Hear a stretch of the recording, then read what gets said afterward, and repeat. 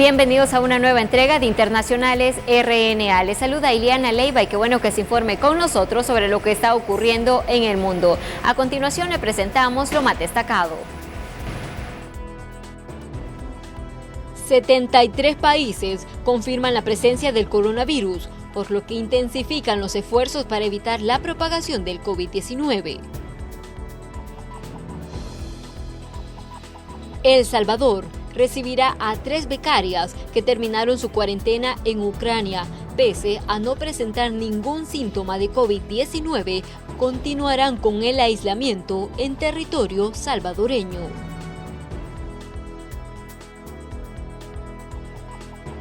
En Brasil, intensas tormentas han dejado 12 personas fallecidas, además de cuantiosos daños materiales.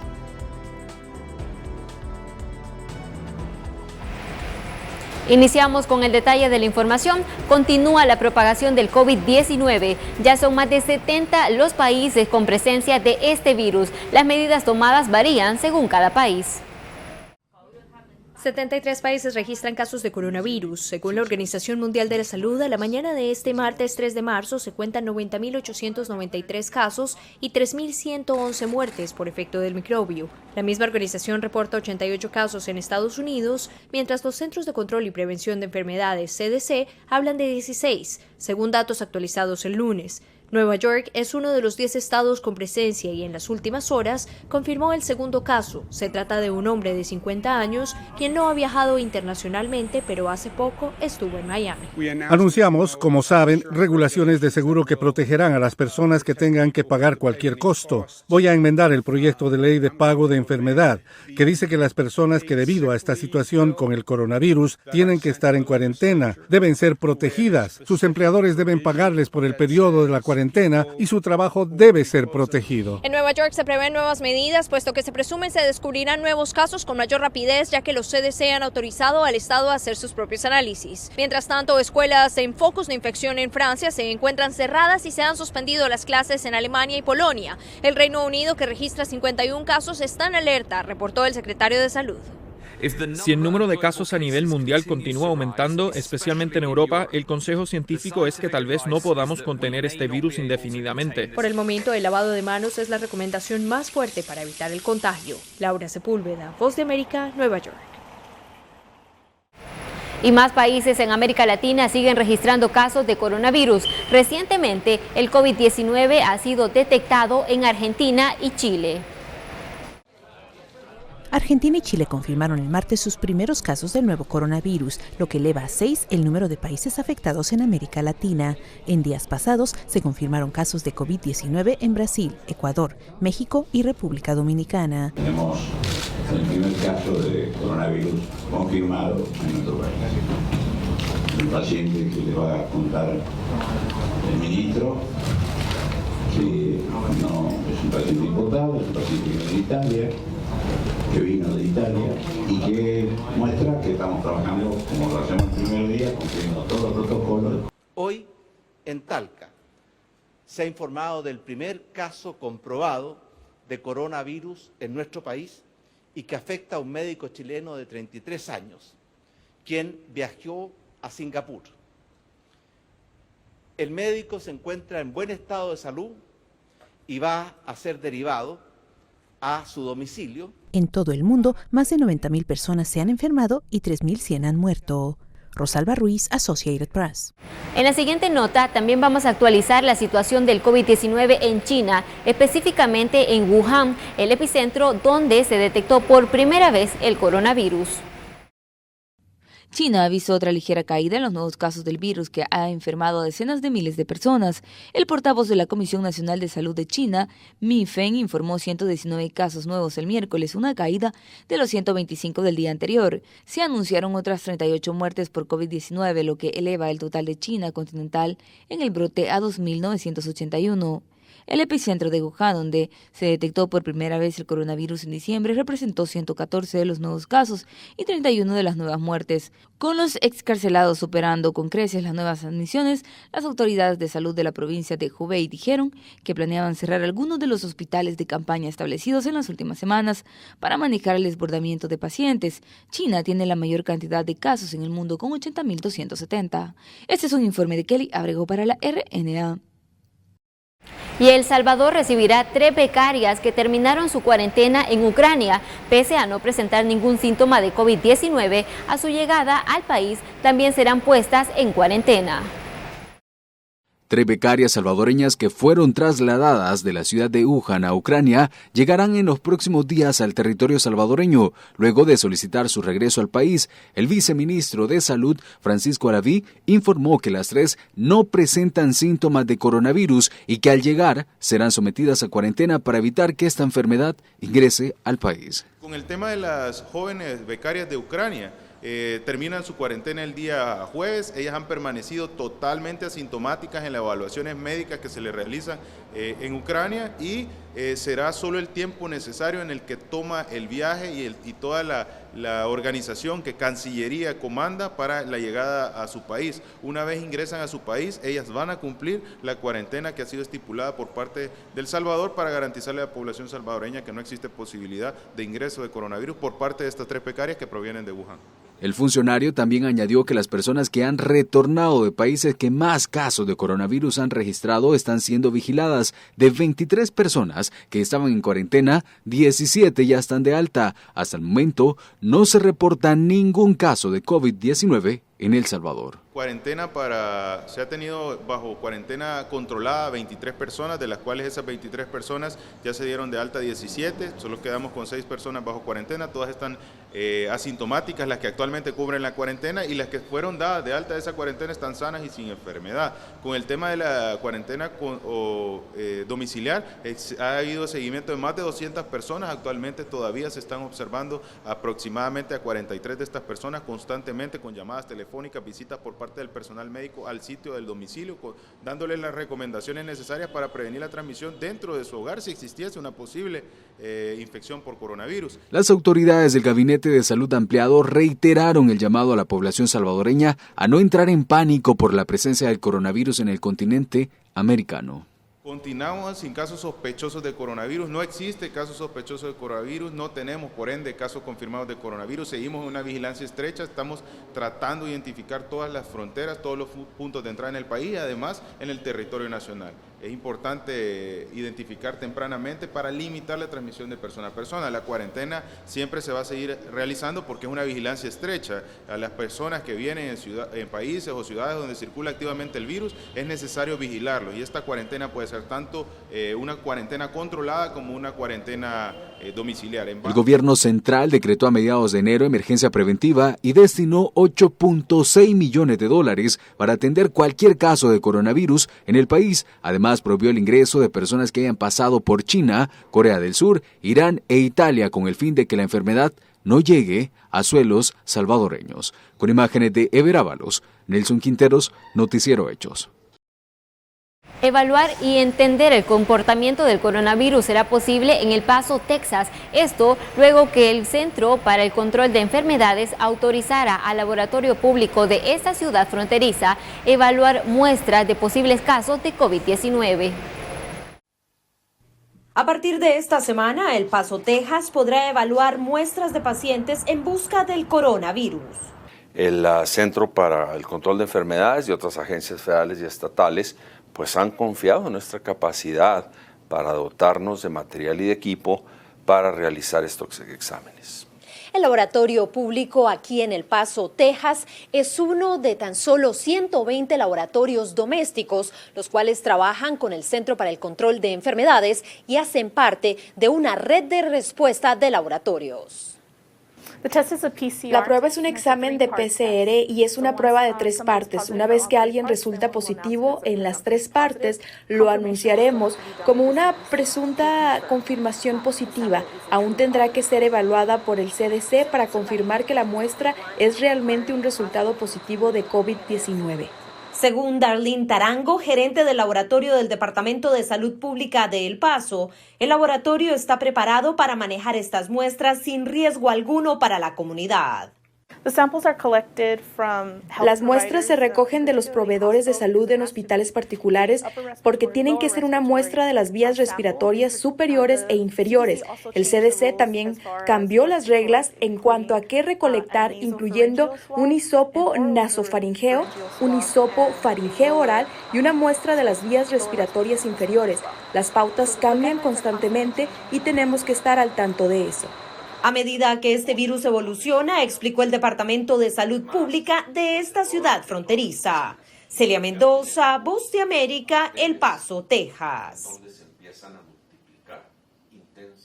Y es importante hacer énfasis en las medidas que usted debe tomar para evitar el contagio de enfermedades respiratorias. Conozcamos las recomendaciones que brindan los expertos. De usted depende gran parte de la responsabilidad de contagiarse o contagiar a otras personas de enfermedades respiratorias, si no practica las medidas de prevención.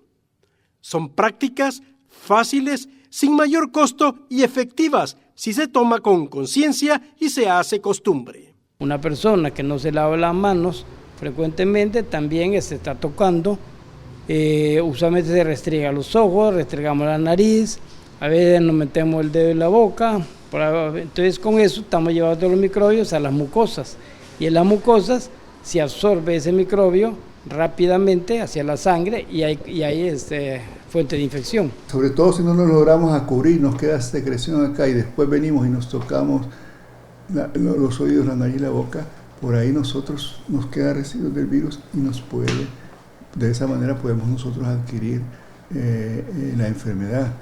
Una de las esenciales, efectiva y muy importante es el buen lavado de manos. Poco se hace, a pesar que es el medio de muchos contagios de virus y bacterias. Pero se exponen a contaminarse en cada momento por objetos sucios que tocamos, es cuando nos enfermamos. Por eso es determinante el lavado de manos para cortar el contagio. La mano primero así. El jabón, aplicarlo en la parte de atrás, entre los dedos, aquí para las uñas.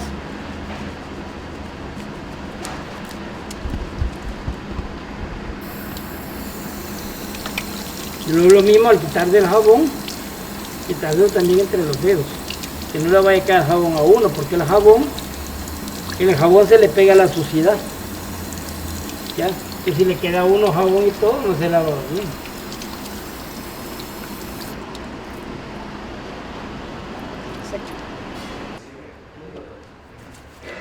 Esto se seca el sol.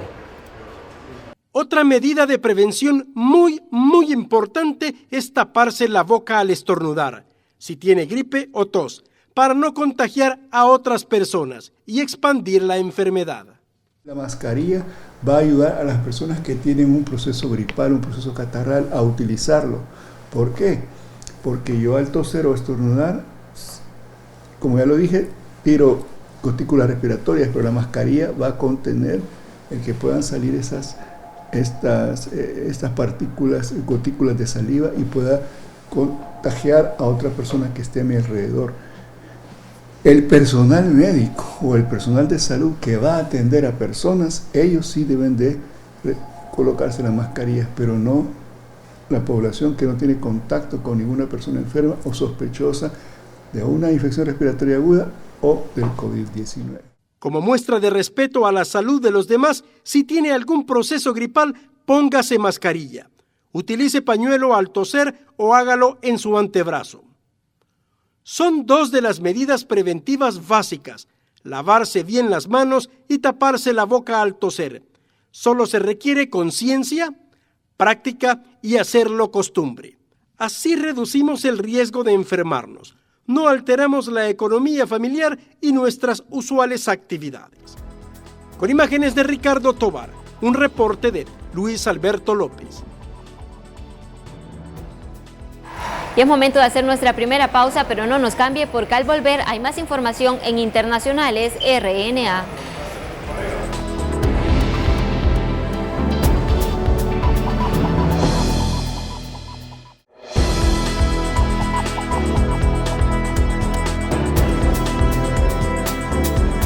Continuamos con más información. Buena parte de los venezolanos vive un dilema. En ese momento no sabe si votar o no en las elecciones. Así lo indican recientes sondeos. Veamos. La inquietud de acudir o no a las urnas, indican expertos, comenzó desde que la oposición consideró que el sistema electoral se volvió fraudulento y el gobierno en disputa de Nicolás Maduro asumió una conducta que consideran antidemocrática. Sin embargo, esa perspectiva ahora ha comenzado a cambiar. En ese contexto, un grupo de especialistas en materia electoral coincidió en que la gran mayoría de la población desea participar en un proceso de votaciones. La amplia mayoría del país, estamos hablando sobre un 75%, si no me equivoco, pues prefieren la vía electoral. Los ciudadanos venezolanos tienen que capturar nuevamente, rescatar que a través de los procesos electorales se producen los cambios políticos. Entre tanto, el primer vicepresidente del oficialista Partido Socialista Unido de Venezuela, Diosdado Cabello, dijo que están listos para participar, al tiempo que criticó lo que cataloga como un doble discurso de la dirigencia opositora de decir que no participará, pero asiste y forma parte de las reuniones que se llevan a cabo para elegir un nuevo consejo electoral. Algunos sectores de la oposición, hipócritamente, están sentados ahí para este tema de nuevas autoridades electorales. El funcionario agregó que las únicas elecciones planteadas previstas para este año son parlamentarias y no presidenciales, como desea la oposición. Álvaro Algarra, Voz de América, Caracas. Y en Estados Unidos hay una cuenta regresiva para el comienzo del censo 2020. Diversas organizaciones instan a los hispanos a hacerse contar para poder alcanzar mejoras en programas de gobierno federal. A partir de la próxima semana, los residentes en Estados Unidos recibirán una carta con indicaciones con detalles del censo 2020. Se trata de un proceso extendido hasta el mes de julio que se realizará en varias etapas para facilitar la participación de todos. No importa si son documentados o no documentados, si tienen ciudadanía, el que esté aquí en Estados Unidos es la única forma de que todo el gobierno sepa de cuántos habemos viviendo acá en Estados Unidos. Margaret Sánchez, gerente regional del Fondo Educativo de NALEO, organización aliada del Censo 2020, le explicó a La Voz de América que la participación de los hispanos en esta gran jornada es fundamental para la distribución de $800 mil millones en distintos programas de asistencia. Ya sea para el transporte público, sea para los desayunos y los almuerzos de los niños en el colegio, la educación en general. Actualmente habemos 59.8 millones de latinos acá en los Estados Unidos, de los cuales 8 de cada 10 latinos somos ciudadanos.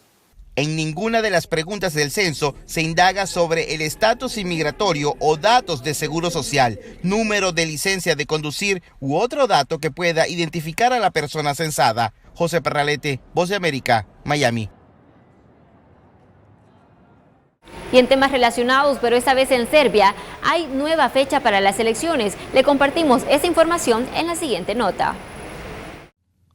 El presidente de Serbia fijó el miércoles 26 de abril como la fecha de una elección parlamentaria que muchos partidos de oposición planean boicotear debido a su firme control en los medios y el proceso electoral. Se espera que el partido progresista serbio de extrema derecha de Aleksandar Vučić emerja como un ganador abrumador de la votación y continúe sus 8 años de dominio de la escena política serbia.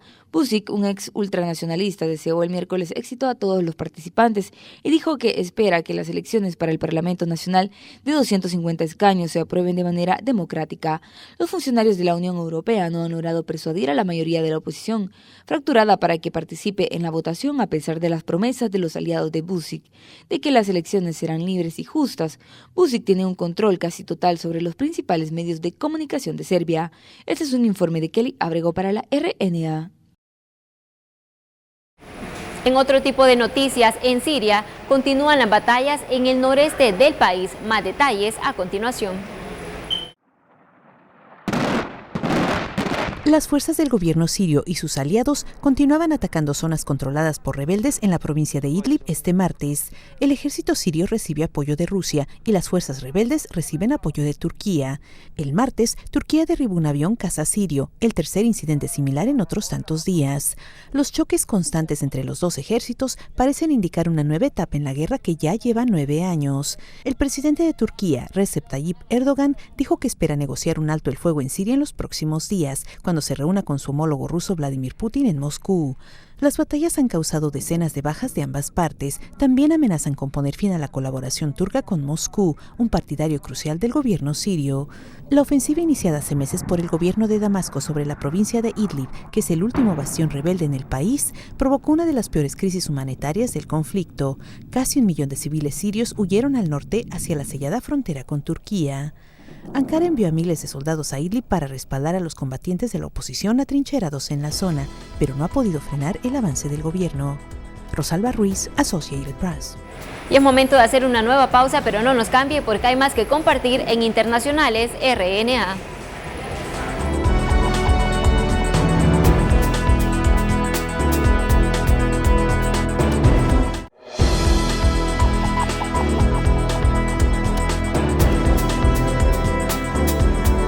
Gracias por informarse con nosotros. Continuamos con más hechos, pero esta vez en Brasil, porque las intensas tormentas han dejado 12 personas fallecidas y afectaciones en varias viviendas. Una tormenta que azotó la costa sureste de Brasil ha causado deslaves y matado al menos a 12 personas. Hay docenas de personas desaparecidas. Las muertes ocurrieron en las localidades de Guajura, Santos y São Vicente, en el estado de Sao Paulo. El Departamento de Defensa Civil calcula que unas 200 personas han sido desplazadas. La región sureste del país ha sufrido de intensas lluvias este año, que han causado inundaciones y deslaves. En enero, decenas de personas murieron a causa de deslaves en el estado de Minas Gerais. Algunas zonas de Río de Janeiro se inundaron el domingo y el lunes y varias personas murieron, de acuerdo al Departamento de Bomberos. Las autoridades estatales dijeron que más de 5.000 personas habían sido desplazadas de sus hogares. Se esperaba que las lluvias continuaran a lo largo de la costa de Sao Paulo, según el Departamento de Defensa Civil. Rosalba Ruiz, Associated Press. En temas relacionados, le damos seguimiento a la situación en Tennessee, Estados Unidos, donde la cifra de las personas fallecidas tras los tornados ascendió a 22. Al menos 2 tornados arrasaron con unos 140 inmuebles en el centro de Tennessee la madrugada del martes, matando a por lo menos 22 personas, informaron las autoridades. Uno de los tornados causó daños graves en el centro de Nashville y dejó sin hogar a cientos de personas. Cerraron las escuelas, los tribunales y el transporte público, y algunos centros de votación fueron reubicados apenas horas antes de celebrarse las primarias demócratas en el estado. El gobernador Bill Lee ordenó a todos los trabajadores estatales no esenciales que se quedaran en casa. Tomó un vuelo en un helicóptero para examinar los daños. Estos residentes de Nashville sobrevivieron, aunque el tornado derrumbó el techo de su casa. Quedamos entre el techo y el piso, dijeron. Lograron hacer un hoyo y salir por ahí y pudieron regresar por su perrita. Esta pareja dijo que su techo les cayó encima. Estamos agradecidos de estar vivos, dijeron. Los tornados fueron generados por una línea de tormentas severas que se extendió desde las cercanías de Montgomery, en Alabama, hasta el oeste de Pensilvania. Policías y bomberos acudieron a unos 40 inmuebles derrumbados en la zona metropolitana de Nashville, informaron las autoridades. El aeropuerto John Seton, en el oeste de Nashville, sufrió daños significativos, dijo una vocera en un comunicado. Cientos de personas acudieron a un albergue de la Cruz Roja, localizado en un mercado cerca del Capitolio Estatal. Y tenemos más información internacional en el siguiente resumen.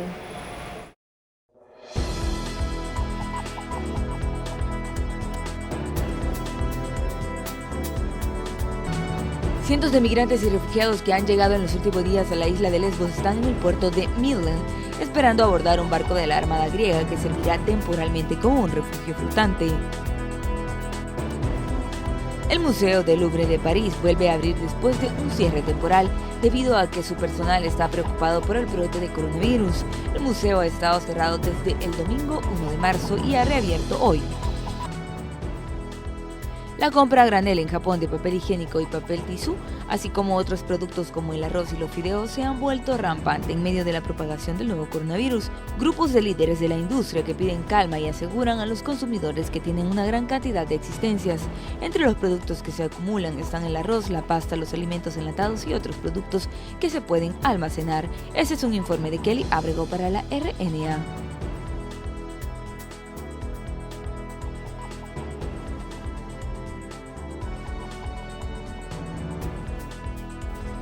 Así finalizamos esta entrega de Internacionales RNA. Gracias por informarse con nosotros.